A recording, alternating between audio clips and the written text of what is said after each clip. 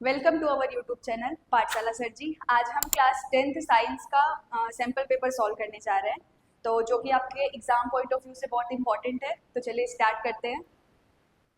तो choose the correct option से start करते हैं हम ऑब्जेक्टिव से। ठीक है, तो फर्स्ट क्वेश्चन हमारा क्या है? Darwin's theory is based on. Darwin की थ्योरी किस चीज पे बेस्ड थी, ये आपको बतानी है। तो डार्विन ने क्या किया था? डार्विन ने अपनी समुद्री यात्रा के दौरान बहुत सारे थ्योरीज दिए थे, जो कि एनिमल्स के वेरिएशन पे थी। तो आपके ऑप्शंस क्या क्या है देखिए। Observation during his voyage, cell theory, Mendel's law of inheritance और नन ऑफ दिस। तो डार्विन की थ्योरी आपकी किस पर बेस्ड थी? Observations during his voyage. Voyage क्या होता है? वॉयज होती है समुद्री यात्रा। ठीक है, तो डार्विन ने समुद्री यात्रा के दौरान ऑब्जर्वेशंस दिए थे।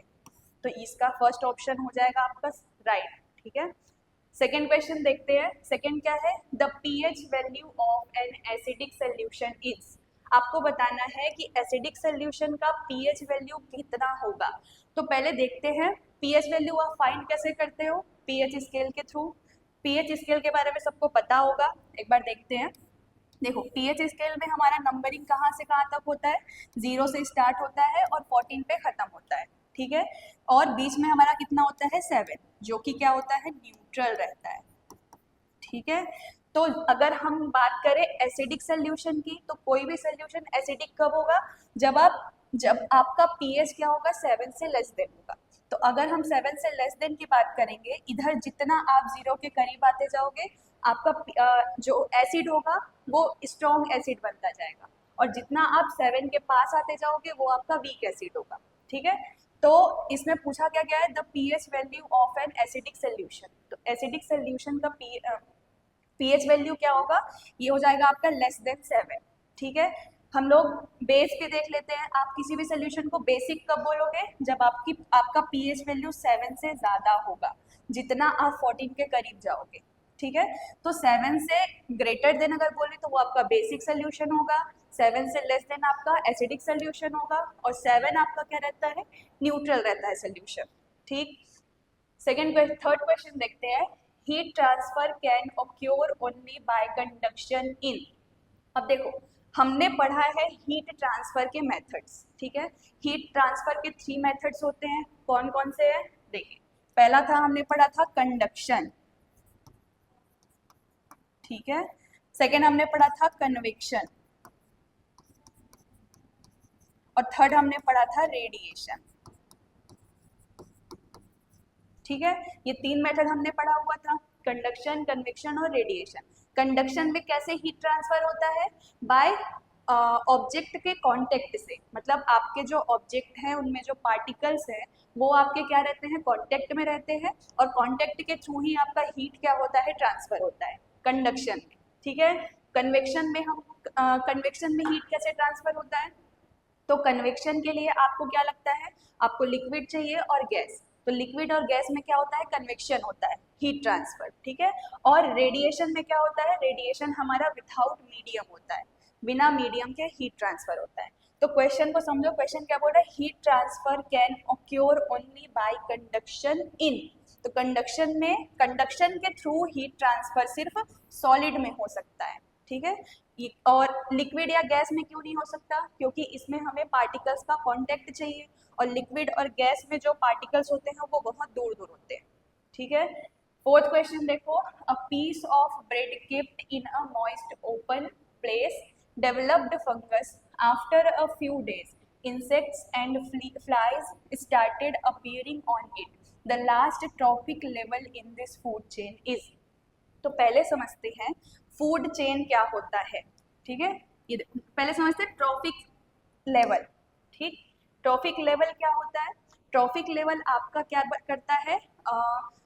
एनिमल्स को बताता है कि उस लेवल पर कितने एनिमल्स हैं या फिर कितने ऑर्गेनिजम्स हैं।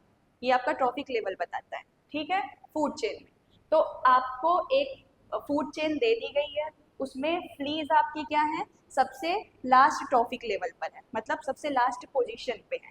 तो यहाँ पे जो आपका लास्ट पोजीशन होगा उसमें होंगी कौन? फ्लीज रहेंगी। ठीक है, तो यहाँ पे आपका ऑप्शन क्या आ जाएगा? थर्ड। नेक्स्ट क्वेश्चन देखते हैं। अगला क्या है, which of the following substance is a hormone. देखो इस क्वेश्चन में थोड़ा मुझे लगता है थोड़ा गलत है ये क्वेश्चन, क्योंकि इसमें पूछ रहा है आपसे which of the following substance is a hormone, कौन सा हार्मोन है पूछ रहा है। लेकिन यहाँ ऑप्शन में जो दिए गए हैं ये चारों ही एक तरह के क्या होते हैं, हार्मोन होते हैं। देखो इंसुलिन है, ठीक है, इंसुलिन एक तरह का क्या है, एनिमल हार्मोन है, ठीक है। थायरोक्सिन क्या है, ये भी एक तरह का एनिमल हार्मोन है।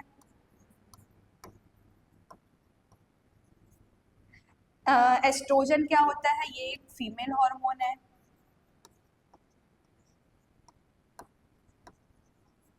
और साइटोकिनिन जो होता है ये एक तरह का प्लांट हार्मोन होता है।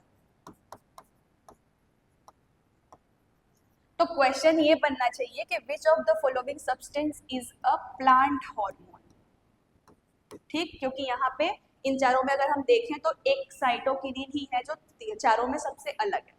तो इंसुलिन आपका एनिमल हार्मोन हो गया जो कि पैनक्रियाज रिलीज करता है। थायरोक्सिन एनिमल हार्मोन है, ये आपका थायराइड ग्लैंड रिलीज करता है। एस्ट्रोजन है फीमेल हार्मोन जो कि ओवरी में होता है, ठीक है। और साइटोकिनिन है प्लांट हार्मोन। तो इसका ऑप्शन आपका हो जाएगा डी, ठीक है। नेक्स्ट देखते हैं, the refractive index of water is. देखो वाटर का रिफ्रेक्टिव इंडेक्स कितना होता है, 1.33 होता है, ठीक है। वाटर का रिफ्रेक्टिव इंडेक्स 1.33 होता है। अब एक बार समझते हैं रिफ्रेक्टिव इंडेक्स क्या होता है, इसको आपको निकालना होगा। आपके पास न्यूमेरिकल क्वेश्चंस भी आ सकते हैं कि रिफ्रेक्टिव इंडेक्स बताओ, ठीक है। तो रिफ्रेक्टिव इंडेक्स आप डिनोट करते हैं एन से। इसका फॉर्मूला क्या होता है, C/V, ठीक है। अब यहाँ पे C क्या है, C होता है speed of light in air और वैक्यूम। एयर या वैक्यूम में आपकी लाइट की स्पीड जितनी होगी वो C हो गई। और B क्या बताता है, speed of light in medium, जिस मीडियम में भी आपको जो भी मीडियम आपको दिया गया होगा उस मीडियम की स्पीड B डिनोट करता है, ठीक। और C की वैल्यू भी होती है, C की वैल्यू कितनी होती है, 3 × 10⁸, ठीक है। ये हमारा वैल्यू क्या रहता है, कांस्टेंट होता है, ये कहीं भी चेंज नहीं होगा। अगर कहीं भी आपको C की वैल्यू पुट करनी हो तो 3 × 10⁸ ही रहेगी, ठीक है। 7th क्वेश्चन क्या है, the chemical formula of methanol is. Methanol का केमिकल फॉर्मूला क्या होता है, हमने पढ़ा है IUPAC नेम करना भी, कि आप किसी भी हाइड्रोकार्बन का नेम कैसे देते हैं। तो देखो मेथ मीन्स क्या होता है, एक कार्बन हो जाएगा, ठीक है। अगर हम लोग मेथेन की बात करें, ये हो गया METHANE, मेथेन की बात करें तो मेथेन का मतलब एक कार्बन, और इसमें कितने हाइड्रोजन जुड़ जाएंगे, 4। ये 4 हाइड्रोजन हो गए, ठीक है। अब यहाँ पे क्या जुड़ा हुआ है, AN, मेथेनॉल, मेथेनॉल होगा ये, ठीक है, METHANOL होगा, ये है मेथेनॉल, ठीक है। तो मेथ का मतलब क्या होता है, एक कार्बन, और इसमें कितने हाइड्रोजन जुड़ेंगे, 4। तो ये आपका मेथेन हो गया, लेकिन यहाँ पे क्या जुड़ा हुआ है, OL जुड़ा हुआ है। OL कब लगता है, जब आपका एक हाइड्रोजन क्या होगा, रिमूव हो जाएगा, और इस हाइड्रोजन की जगह कौन सा ग्रुप आके जुड़ जाएगा, एल्कोहल OH। तो ये हो गया आपका मेथेनॉल। तो इसका फॉर्मूला क्या हो जाएगा, CH3OH, ये होगा आपका मेथेनॉल, ठीक है। नेक्स्ट क्वेश्चन देखते हैं, ग्लास इज अ। ग्लास क्या होता है, तो ग्लास आपका क्या है, एक तरह का सुपर कूल्ड लिक्विड है, ठीक है। ग्लास आपका क्या एक तरह का सुपर कूल्ड लिक्विड होता है, ठीक। नेक्स्ट क्वेश्चन देखते हैं, ग्लास हो गया। Which lens is used in the simplest microscope. Simplest microscope में कौन सा लेंस यूज किया जाता है, तो सिंपलेस्ट माइक्रोस्कोप में यूज होता है कॉन्वेक्स लेंस, ठीक। अगला क्वेश्चन क्या है, energy in dam water is stored in the form of. जो आपके डैम वाटर में जो एनर्जी लगती है, मतलब आप किसी भी डैम में वाटर को स्टोर करके रखे हो तो वो किस एनर्जी के फॉर्म में स्टोर रहती है, पोटेंशियल एनर्जी के फॉर्म में स्टोर रहती है। जब आप वाटर को छोड़ोगे डैम से तो वो आज हो जाती है आपकी काइनेटिक एनर्जी, ठीक है। तो जब तक स्टोर्ड है वो होगी आपकी पोटेंशियल एनर्जी। अब सेक्शन बी में आते हैं, देखिए सेक्शन बी में है फिल इन द ब्लैंक्स, ठीक है। यहाँ पे 5 क्वेश्चन है, तो फिलअप देखते हैं। फर्स्ट क्या दिया हुआ है, the first level of any food chain is usually. किसी भी फूड चेन का जो फर्स्ट लेवल होता है फर्स्ट लेवल को हम कहते हैं प्रोड्यूसर, ठीक है। और जनरली प्रोड्यूसर्स कौन होते हैं? प्लांट। किसी भी फूड चेन का पहला लेवल होता है प्रोड्यूसर और वो होते हैं प्लांट्स, ठीक है। सेकेंड क्वेश्चन क्या दिया हुआ है? मेलेनिन इज रिस्पॉन्सिबल फॉर, तो मेलेनिन किसके लिए रिस्पॉन्सिबल होता है? ये होता है स्किन कलर के लिए रिस्पॉन्सिबल, ठीक है। थर्ड है the monomer of polythene is, polythene का मोनोमर क्या होगा, मतलब पॉलीथीन बना कैसे है? तो ये एथीन, EATHENE, एथीन को जब हम मिलाते जाते हैं तो हमको क्या मिलता है? पॉलीथीन मिलता है। तो एथीन आपका पॉलीमर हो गया, सॉरी मोनोमर हो गया, और जो पॉलीथीन हमारा बना हुआ होता है वो हमारा हो जाता है पॉलीमर, ठीक है। आगे चलते हैं। फोर्थ क्या है? Plaster of Paris reacts with water to harden and form, तो जब आप प्लास्टर ऑफ पेरिस का रिएक्शन, ये प्लास्टर ऑफ पेरिस है, इसको आप वाटर के साथ क्या करते हैं? रिएक्ट करवाते हैं, तो ये क्या हो जाता है? पहले हार्ड होगा और फॉर्म क्या करता है? जिप्सम, ठीक है, जिप्सम फॉर्म करता है। फिफ्थ क्वेश्चन क्या दिया हुआ है? If the power of a lens is +5D, आपको किसी लेंस का पावर दिया गया है 5D, then the focal length of the lens will be, क्या होगा? आपको फोकल लेंथ बताना है। फोकल लेंथ को डिनोट करते हैं हम स्मॉल f से, पावर आपको डिनोट होता है कैपिटल P से। तो पावर का फॉर्मूला क्या बन जाता है? P = 1/f, लेकिन यहाँ पे आपको P दिया है, F निकालना है, तो जब हम इसको ट्रांसफर करेंगे तो स्मॉल f क्या हो जाएगा? 1/p, और p की वैल्यू कितनी दी गई है? 1/5। जब इसको डिवाइड करोगे तो आंसर कितना आ जाएगा? 0.2 मीटर आएगा, ठीक है। लेकिन यहाँ आपको आंसर पूछ रहा है सेंटीमीटर में, तो 0.2 को क्या कर दोगे? 100 से डिवाइड कर दोगे, तो ये आपका कन्वर्ट हो जाएगा 20 सेंटीमीटर। तो यहाँ आंसर आपका कितना आएगा? 20, ठीक है। चलो आगे चलते हैं। क्वेश्चन आंसर्स हैं, ठीक है, ये आपके शॉर्ट आंसर टाइप क्वेश्चंस हैं। पहला क्वेश्चन देखो क्या दिया है? Right only the names of the structural components of an ecosystem, आपको इकोसिस्टम के स्ट्रक्चरल कंपोनेंट्स के नेमिंग बस करनी है, ठीक है।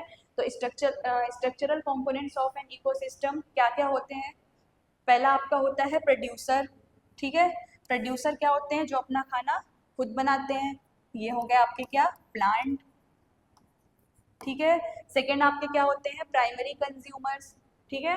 प्राइमरी कंज्यूमर्स जो आपके प्रोड्यूसर्स उनका खाना होते हैं, ठीक है। सेकेंडरी कंज्यूमर प्राइमरी कंज्यूमर को खाते हैं, फिर आता है आपका टर्जरी कंज्यूमर, और फिर क्या आते हैं? डीकम्पोजर्स आते हैं, ठीक। नेक्स्ट क्वेश्चन देखते हैं। अगला क्या है? व्हाट इज साइनेप्सिस, साइनेप्सिस क्या होते हैं? हम लोगों ने नर्व सेल का डायग्राम देखा है, तो हमारी बॉडी में बहुत सारे नर्व्स हैं, तो जब एक नर्व और दूसरी नर्व जहाँ पे जुड़ती है उस जंक्शन को हम क्या बोलते हैं? साइनेप्सिस बोलते हैं, ठीक है। देखो आंसर क्या लिखा हुआ है? द जंक्शन और region of union of two neurons is known as synapsis. ये हमारा न्यूरॉन का देखो डायग्राम था इस टाइप से, अगर हम लोग बनाए तो ये हमारा क्या था? नर्व सेल थी, ठीक है, ये हमारा न्यूरॉन हो गया। अब ये इस न्यूरॉन से यहाँ पे एक दूसरा भी न्यूरॉन जुड़ा होगा इस तरीके से, ठीक है, ये हमारा दूसरा न्यूरॉन जुड़ा होगा, तो ये हमारा क्या बन गया? एक जंक्शन बन गया जहाँ पे दो न्यूरॉन क्या हो रहे हैं? जुड़ रहे हैं, तो इस जंक्शन को ही हम क्या बोलते हैं? साइनेप्सिस कहते हैं, ठीक है। चलो नेक्स्ट क्वेश्चन देखते हैं। Identify and right the functional groups in the following compounds, in compounds में आपको क्या करना है? फंक्शनल ग्रुप को पहचानना है, ठीक है। हम लोगों ने फंक्शनल ग्रुप पढ़ा हुआ है, कौन कौन से होते हैं? एक एल्कोहल हो गया, जिसकी आइडेंटिटी क्या होती है? OH लगा हुआ होता है। इसके बाद एल्डिहाइड है, CHO लगे हुए होते हैं। हेलोजेंस हैं, जिसे आप X से डिनोट करते हो, और हेलोजेंस में आते कौन कौन है? क्लोरीन है, फ्लोरीन है, ब्रोमीन है और आयोडीन है, ये सब आपके हेलोजेंस में होते हैं, ठीक है। तो यहाँ पे आपको फंक्शनल ग्रुप पहचानना है। पहला क्या है? C2H5Cl, ठीक है। तो C2H5Cl में ये क्या है? आपका क्लोरीन फंक्शनल ग्रुप है। अब कौन सा फंक्शनल ग्रुप है? तो ये आपका क्या है? Hello group. Hello means hello बोलो, या फिर इसको पूरा भी लिख सकते हो हेलोजन, ठीक है, ये आपका हेलोजन है।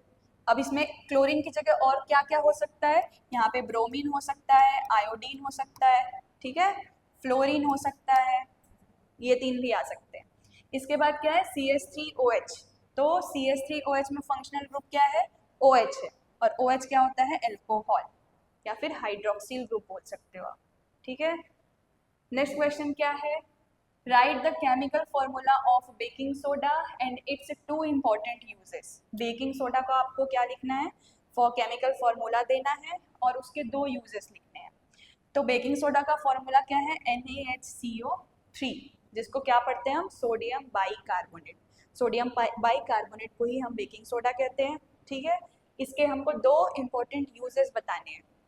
तो फायर एक्सटिंग्विशर में हम यूज करते हैं आग बुझाने के लिए, ठीक है, और it is used in bakery industries for making cake, bread etcetera.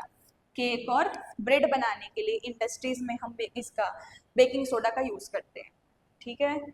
अगला क्वेश्चन क्या बोल रहा है, what is biogas, name it's components. Biogas क्या होती है, ठीक है, देखो पहले पढ़ लेते हैं क्या लिखा है, the gases like CO2, H2S। H2S को क्या पढ़ा जाता है, हाइड्रोजन सल्फाइड, ठीक है, एक्सेट्रा। जब ये gases produced by the anaerobic degradation of animal and plant. तो अनएरोबिक डिग्रेडेशन क्यों बोला जा रहा है, डिग्रेडेशन का मतलब क्या होता है, टूटना, ठीक है। तो अनएरोबिक क्यों बोला जा रहा है, क्योंकि अनएरोबिक हमारा क्या शो करता है, एब्सेंस ऑफ ऑक्सीजन, ठीक है। एब्सेंस ऑफ ऑक्सीजन हमारा एनारोबिक रेस्पिरेशन हमने पढ़ा है, ठीक है। तो ऑक्सीजन के एब्सेंस में जो हमारे एनिमल और प्लांट के वेस्ट होते हैं वो माइक्रो ऑर्गेनिजम्स का यूज करके क्या होते हैं, टूटते हैं। इन्हीं को हम क्या कहते हैं, बायोगैस, ठीक है। अब इसके कंपोनेंट्स देखो, इसमें कितना 65% क्या होता है, मीथेन कंटेंट रहता है। मीथेन को कैसे लिखते हैं हम, CH4, ठीक है। तो इसके कंपोनेंट्स आप और क्या क्या बता सकते हो, मीथेन है, इसमें आपका CO2 कार्बन डाइऑक्साइड होता है, हाइड्रोजन सल्फाइड होता है, नाइट्रोजन हो गया, और क्या होता है, हाइड्रोजन। ये सब आपके क्या हो गए, कंपोनेंट्स हो गए। मैं यहाँ अलग से लिख देती हूँ, CH4 हो गया, CO2 हो गया और H2S हो गया। ये सब आपके क्या है, कंपोनेंट्स है, ठीक है। अब हम आगे 3 मार्क्स के क्वेश्चंस देखते हैं, ठीक है। 7 क्वेश्चन से आपका 3 मार्क्स का क्वेश्चन स्टार्ट हो रहा है। तो क्या बोल रही है, right 2 differences in artificial and natural selection. आपको आर्टिफिशियल और नेचुरल सिलेक्शन में 3 डिफरेंस बताने हैं, ठीक है। तो आर्टिफिशियल सिलेक्शन क्या होता है, जो ह्यूमन बीइंग द्वारा डन किया जाए वो आपका आर्टिफिशियल सिलेक्शन होता है, ठीक है। और नेचुरल सिलेक्शन क्या है, जो नेचुरली डन हुआ हो, ठीक। तो देखते हैं क्या लिखा है, देखो first, it is done by humans, ठीक है। आर्टिफिशियली सिलेक्शन को ह्यूमन डन कर रहे हैं, और naturally selection done by nature itself. Second क्या बोल रहा है, by this organisms of desired characters can be obtained. मतलब अगर कोई भी ह्यूमन बीइंग जो कैरेक्टरिस्टिक चाह रहा है वो इसमें आपको मिल सकता है, ठीक है, आर्टिफिशियल सिलेक्शन में। लेकिन जो नेचुरल सिलेक्शन है उसमें आपको desired characteristic can not be produced. मतलब यहाँ पे आपको डिजायर्ड कैरेक्टरिस्टिक नहीं मिलते हैं। अब एग्जांपल्स क्या है, types of paddy and wheat which are developed by human. अब पैडी, वीट, ये सब हम ह्यूमन डेवलप किए जाते हैं, तो ये आपका क्या हो गया, आर्टिफिशियल सिलेक्शन हो गया। और यहाँ पे एग्जाम्पल क्या है, मैन एंड अदर ऑर्गेनिजम्स, ठीक है, ये आपका नेचुरल सिलेक्शन हो गया। इसमें क्या बोल रहा है, इट्स स्पीड इज फास्ट, क्योंकि आर्टिफिशियली ह्यूमन बीइंग द्वारा किया जा रहा है, और अभी हमारे पास इतने सारे रिसोर्सेज हैं कि हम उसको बहुत जल्दी कंप्लीट कर सकते हैं। तो ये आपका इसकी स्पीड क्या होती है, फास्ट होती है, और इसकी स्पीड स्लो होती है, ठीक है। नेक्स्ट क्वेश्चन देखो क्या है, 8, what is neutralization reaction, explain with 2 examples. अब आपको न्यूट्रलाइजेशन रिएक्शन बताना है क्या होता है। तो न्यूट्रलाइजेशन रिएक्शन हम किसे कहते हैं, जब आप एसिड और बेस का रिएक्शन करवाते हो तो हमको क्या मिलता है, सॉल्ट, और प्लस क्या बनता है, वाटर। तो इस रिएक्शन को हम न्यूट्रलाइजेशन रिएक्शन कहते हैं। और ये आंसर आपका सॉल्ट के लिए भी है कि सॉल्ट क्या होता है, तो उसमें भी आप सेम यही आंसर कर सकते हो, ठीक है। तो हमने यहाँ पे पहला एग्जाम्पल देखो, पढ़ लेते हैं पहले। When an acid reacts with a base it forms salt and water, it is called neutralization reaction. ठीक है, जब आपका यहाँ पे देखो एसिड है और बेस है, जब इन दोनों का आप रिएक्शन करवा रहे हो तो फॉर्म क्या हो रहा है, सॉल्ट और वाटर। अब दो एग्जांपल्स यहाँ पे देखो दिए गए हैं। पहला क्या है, सोडियम हाइड्रोक्साइड है NaOH।